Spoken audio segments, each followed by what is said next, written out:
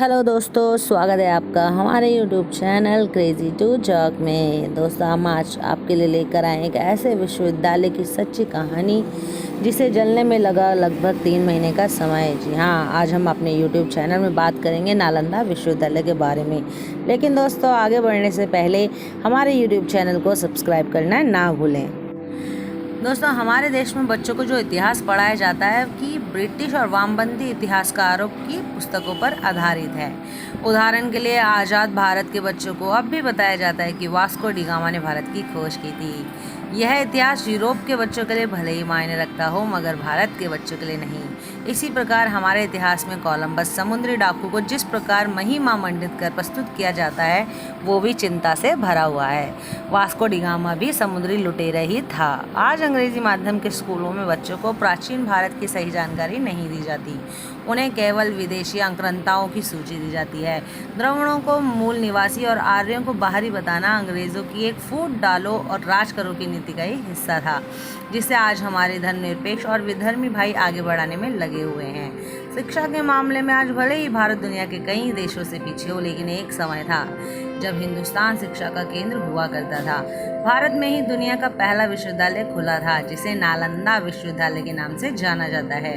प्राचीन नालंदा विश्वविद्यालय की स्थापना गुप्त काल के दौरान 5वीं सदी में हुई थी, लेकिन सन 1193 में आक्रमण के बाद इसे नेस्तनाबूद कर दिया गया। इस महान विश्वविद्यालय की स्थापना गुप्तकालीन सम्राट कुमार गुप्त प्रथम ने 413 से 455 ईसा पूर्व में किया था। इस विद्यालय को कुमार गुप्त के उत्तराधिकारियों को पूरा सहयोग और संरक्षण देकर हासिल किया गया था। हैंसांग के अनुसार 470 ईस्वी में गुप्त सम्राट नरसिंह गुप्त बालादित्य ने नालंदा में एक सुंदर मंदिर निर्मित करवाकर इसमें 80 फुट ऊंची तांबे की बुद्ध की प्रतिमा को स्थापित करवाया। गुप्त वंश के पतन के बाद भी आने वाले सभी शासक वंशों ने इसके संरक्षण में अपना महत्वपूर्ण योगदान जारी रखा और बाद में इसे महान सम्राट हर्षवर्धन और पाल शासकों का भी संरक्षण मिला। स्थानीय शासकों तथा विदेशी शासकों से भी इसे विश्वविद्यालय को अनुदान मिलता था। नालंदा विश्वविद्यालय में शिक्षा, आवास, भोजन आदि का कोई शुल्क छात्रों से नहीं लिया जाता था। सभी सुविधाएं एकदम निःशुल्क थीं। राजाओं और धनी सेठों द्वारा दिए गए दान से इस विश्वविद्यालय का खर्चा चलता था। इस विश्वविद्यालय को 200 ग्रामों की आय प्राप्त होती थी।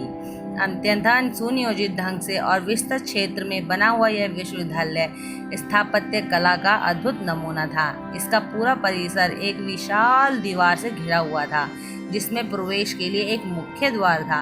उत्तर से दक्षिण की ओर मठों की कतार थी। अभी तक खुदाई में 13 मठ मिले हैं। मठ एक से अधिक मंजिल के होते थे। मठों के सामने अनेक भव्य स्तूप और मंदिर थे। मंदिरों में बुद्ध भगवान की मूर्तियां स्थापित थी। केंद्रीय विद्यालय में 7 बड़े कक्ष थे और इसके अलावा 300 अन्य कमरे थे। इनमें व्याख्यान हुआ करते थे। कमरे में सोने के लिए पत्थर की चौकी होती थी। दीपक, पुस्तक इत्यादि रखने के लिए आले बने हुए थे। प्रत्येक मठ के आंगन में एक कुआं बना था। 8 विशाल भवन, 10 मंदिर, अनेक प्रार्थना कक्ष तथा अध्ययन कक्ष के अलावा इस परिसर में सुंदर बगीचे तथा झीलें भी थी। जैन धर्म सूत्र कृतांग में नालंदा के हस्तियान नामक सुंदर उद्यान का वर्णन भी है। ये 3 प्रमुख पुस्तकालय थे, रत्नोदधि, रत्नसागर और रत्नरंजक। एक पुस्तकालय भवन तो 9 तलों का हुआ करता था। इन पुस्तकालयों में हस्तलिखित हजारों पुस्तकें और छपी हुई लाखों किताबें थी। कई दुर्लभ पुस्तकों का भंडार था। छात्र और शिक्षक, यह विश्व का प्रथम पूर्णतः आवासीय विश्वविद्यालय था और विकसित स्थिति में इसमें विद्यार्थियों की संख्या करीब 10,000 एवं अध्यापकों की संख्या 2,000 थी। नालंदा के प्रसिद्ध आचार्यों में शीलभद्र, धर्मपाल, चंद्रपाल, गुणमती और स्थिरमती प्रमुख थे। 7वीं सदी में हैंसोंग के समय इस विश्वविद्यालय के प्रमुख शीलभद्र थे, जो एक महान आचार्य, शिक्षक और विद्वान भी थे। प्रसिद्ध भारतीय गणितज्ञ एवं खगोलज्ञ आर्यभट्ट भी इस विद्यालय के एक समय कुलपति रहे थे। इस्लाम के नाम पर जला दिया गया इस विश्वविद्यालय को। जी हाँ, इस विश्वविद्यालय की 4वीं से 11वीं सदी तक अंतर्राष्ट्रीय ख्याति रही, लेकिन इख्तियारुद्दीन मोहम्मद बिन बख्तियार खिलजी नामक एक मुस्लिम तुर्क लुटेरे ने 1199 ईस्वी में इसे जलाकर नष्ट कर दिया। इस कांड में हजारों दुर्लभ पुस्तकें जलकर राख हो गई, महत्वपूर्ण दस्तावेज नष्ट हो गए। कहा जाता है कि वहाँ इतनी पुस्तकें थीं कि आग लगने के बाद भी 3 महीने तक पुस्तकें धू धू करके जलती रहीं। कहते हैं कि कई अध्यापकों और बौद्ध भिक्षुओं ने अपने कपड़ों में छुपाकर कई दुर्लभ पांडुलिपियों को बचाया तथा उन्हें तिब्बत की ओर ले गए। कालांतर में इन्हीं ज्ञान निधियों से तिब्बत क्षेत्र को बौद्ध धर्म और ज्ञान के बड़े केंद्र में परिवर्तित कर दिया। आश्चर्य की बात यह है कि वह लुटेरा सिर्फ 200 घुड़सवारों के साथ आया था और नालंदा विश्वविद्यालय में उस समय कम से कम 20,000 छात्र पढ़ रहे थे, निहत थे और अहिंसक बौद्ध भिक्षुओं ने कभी यह कल्पना भी नहीं की थी कि इस विश्वविद्यालय को सुरक्षा की जरूरत भी होगी। इस क्रूर तुर्क ने विश्वविद्यालय के पास रह रहे बौद्धों, अनेक धर्माचार्यों और बौद्ध भिक्षुओं का कत्लेआम किया और उसने उत्तर भारत में बौद्धों द्वारा शासित कुछ क्षेत्रों पर कब्जा कर लिया। हजारों बौद्ध भिक्षुओं का कत्ल कर दिया गया और हजारों भिक्षु श्रीलंका या नेपाल भाग गए। खिलजी ने बिहार में चुन चुनकर सभी बौद्ध मठों को नष्ट कर दिया था और लोगों को इस्लाम कबूल करने पर मजबूर कर दिया था। इस्लामी चरमपंथियों ने गया के बौद्ध स्थल को अपने हमले के लिए चुना। यह कहें कि बौद्ध धर्म को मिटाकर ही इस्लाम का अभ्युदय हुआ है तो इसमें कोई आश्चर्य की बात नहीं होगी। इतिहास गवाह है, तथ्य गवाह है। नालंदा की हजारों जलाई गई पुस्तकों के कारण बहुत सा ऐसा ज्ञान विलुप्त हो गया जो आज दुनिया के काम आता।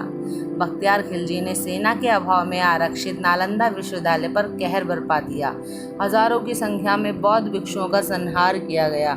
शिक्षक और विद्यार्थियों के लहू से पूरी धरती को पाटकर भी जब एहसान फरामोश खिलजी को चैन नहीं मिला तो उसने एक भव्य शिक्षण संस्था में आग लगा दी। बख्तियार खिलजी धर्मांध और मूर्ख था। उसने ताकत के मद में बंगाल पर अधिकार के बाद तिब्बत और चीन पर अधिकार की कोशिश की, किंतु इस प्रयास में उसकी सेना नष्ट हो गई और उसे अधमरी हालत में देवकोट ला गया था। देवकोट में ही उसके सहायक अली मर्दान ने ही खिलजी की हत्या कर दी थी। बख्तियारपुर, जहाँ खिलजी को दफन किया गया था, वह जगह अब पीर पावा का मज़ार बन गया है। दुर्भाग्य से कुछ मूर्ख हिंदू भी उस लुटेरों और नालंदा के विध्वंसक के मज़ार पर मन्नत मांगने जाते हैं। दुर्भाग्य तो यह भी है कि इस लुटेरे के मज़ार का तो संरक्षण किया जा रहा है, लेकिन नालंदा विश्वविद्यालय का नहीं। दोस्तों, कहते हैं कि यहाँ आने पर आप चाहे तो केवल 100 रुपये में सम्राट अशोक के वंशजों द्वारा स्थापित विश्वविद्यालय की ईंटें उखाड़कर अपने साथ ले जाते हैं। अगर आपके पास अधिक पैसे हैं तो आप खंडर में इधर उधर बिखरे अन्य अवशेषों जैसे कोई प्रतिमा भी अपने घर तोहफे के रूप में ले जा सकते हैं। दोस्तों, ये थी नालंदा विश्वविद्यालय की सच्ची कहानी।